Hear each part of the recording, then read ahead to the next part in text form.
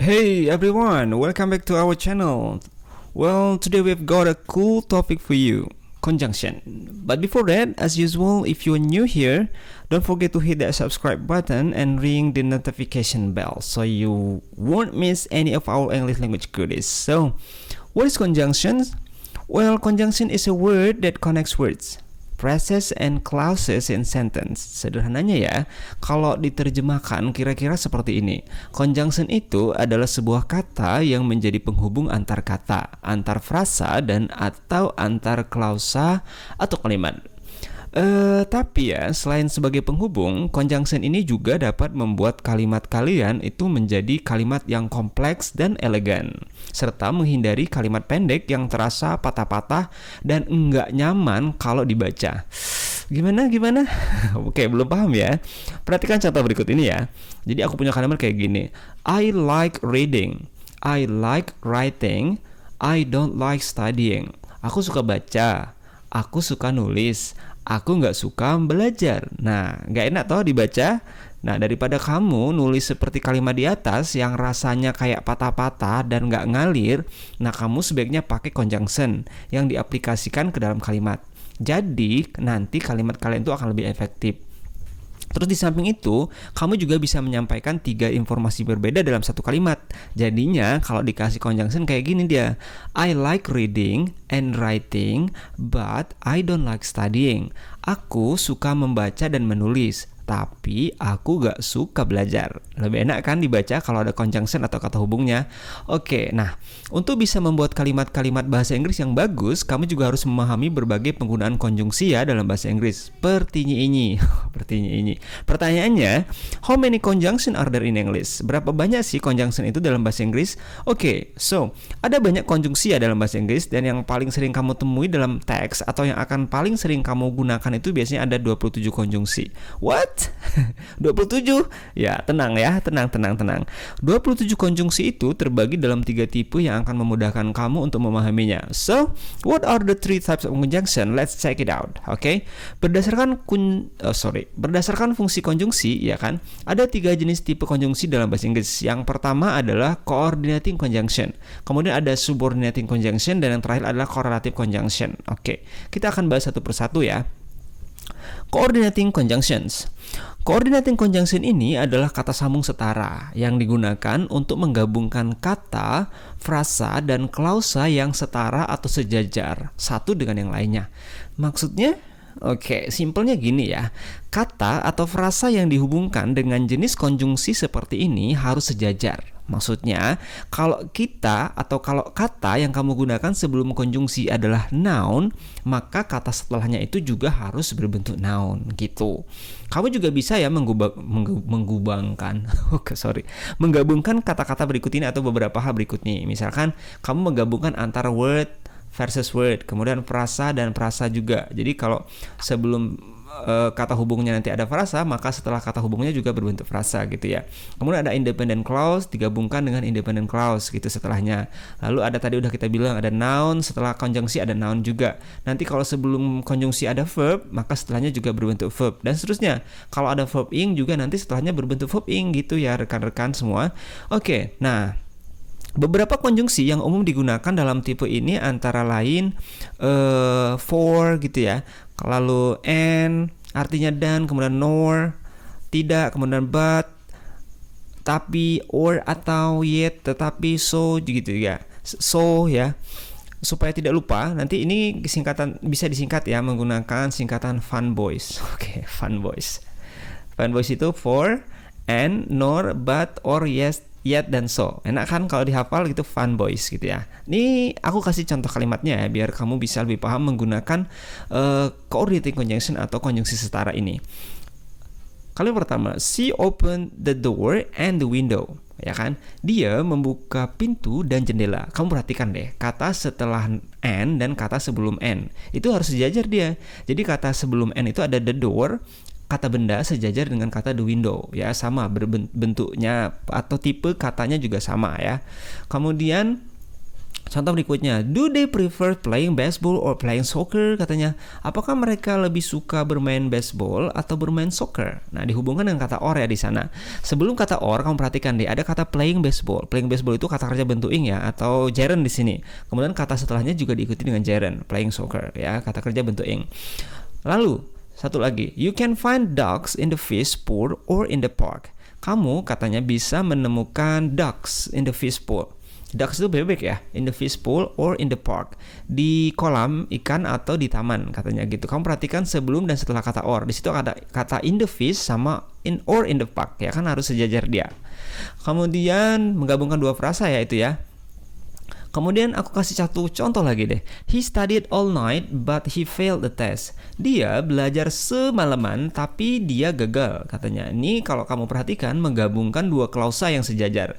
He studied all night itu satu kalimat, kemudian nanti dihubungkan dengan kata he failed the test. Itu sama-sama kalimat yang berbentuk past tense. Gitu ya teman-teman. Paham ya? Alright, next. Subordinating conjunction. Nah, subordinating conjunction ini adalah kata hubung yang digunakan untuk membuat sebuah kalimat kompleks atau bahasa Inggrisnya complex sentence. Apa pula ya complex sentence itu? Oke. Kalimat kompleks adalah kalimat yang memiliki dua klausa, yaitu klausa utama, itu biasa kalian sebut dengan induk kalimat, dan klausa subordinatif. Nah, biasanya kalau dalam bahasa Indonesia itu adalah pelajaran bahasa Indonesia disebut dengan anak kalimat. Nah, dalam struktur kalimat, klausa utama ini dapat berdiri sendiri ya sebagai klausa terpisah, dan klausa subordinatif tidak dapat berdiri sebagai klausa sendirian atau klausa mandiri. Nah, kedua klausa inilah yang akan dihubungkan dengan konjungsi atau kata hubung yang sering kita sebut dengan subordinating conjunction. Nah, pusing kan? Oke, maaf ya kalau masih pusing. Aku kasih contoh kalimat nih. Ayah tidak bekerja karena ia sedang sakit. Ya kan? Kamu perhatikan deh. Dari kalimat tersebut ada dua kalimat ya yang dihubungkan dengan kata hubungnya apa coba? Yes, kata hubungnya adalah karena ya kan? Ada dua kalimat yang dihubungkan dengan kata karena, yaitu ayah tidak bekerja dan ia sedang sakit.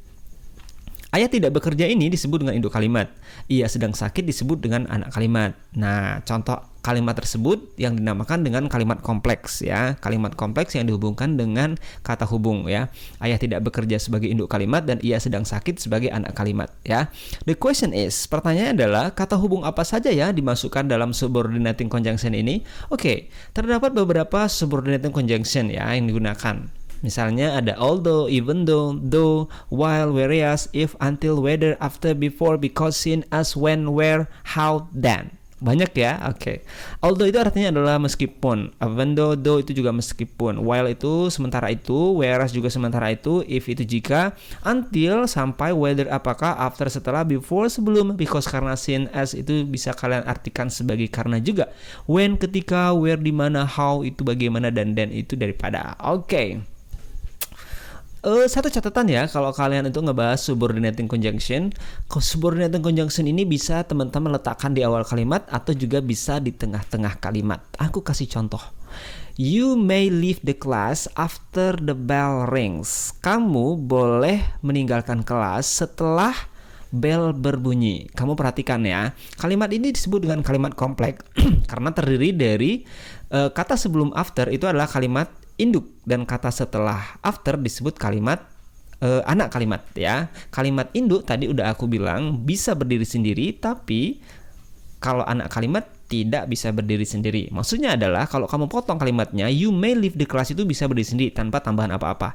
Kamu boleh meninggalkan kelas. Udah titik, orang udah ngerti dan paham gitu ya. Tapi kalau misalkan kalimat itu nggak ada, kamu cuma bilang after the bell rings, tanggung kan?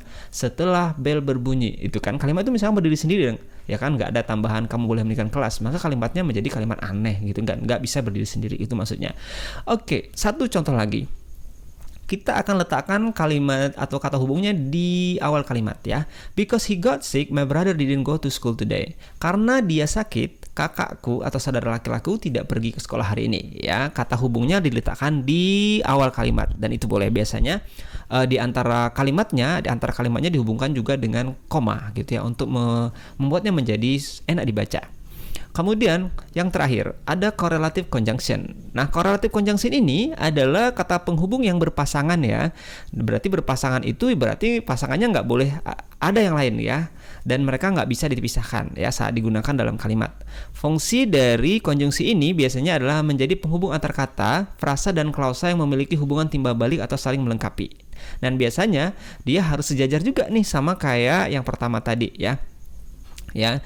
Ada beberapa konjungsi yang selalu berpasangan ya, correlative conjunction. Ada kata either yang dipasangkan dengan kata or, artinya adalah memilih ya, atau ya, artinya kembali neither nor itu artinya tidak dua-duanya.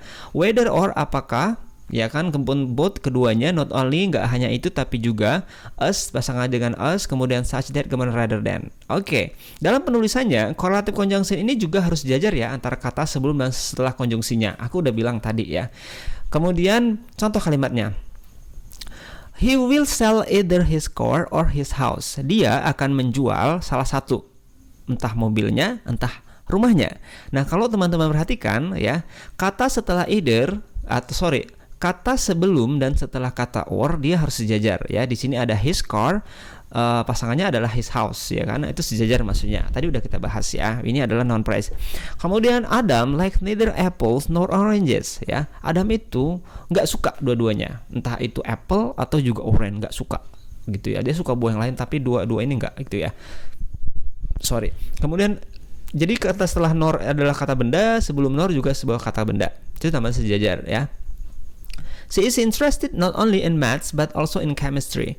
Dia tertarik nggak cuman sama matematika tapi juga sama kimia gitu ya. Nah, kata setelah but also dan sebelum but also itu sejajar ya. Kemudian yang terakhir, both Anna and Annie are classmates. Both Anna and Annie gimana sih ngomongnya? Both Anna and Annie are my classmates ya. Baik keduanya baik Anna dan Annie itu keduanya adalah teman sekelasku gitu ya. Oke, easy isn't it? Gampang kan ya? Oke, demikian penjelasan mengenai English conjunction. Kamu bisa menghafalnya ya jika kamu sering membaca tulisan bahasa Inggris. Nah, nggak cuma itu, konjungsi itu biasanya dapat kamu temukan dalam soal-soal dalam berbahasa Inggris. Nah, semakin sering kamu baca dan mengerjakan latihan soal, kamu akan dapat menggunakannya di berbagai situasi dengan mudah gitu ya. Oke, well that is for today. Thank you for watching and happy learning. Bye.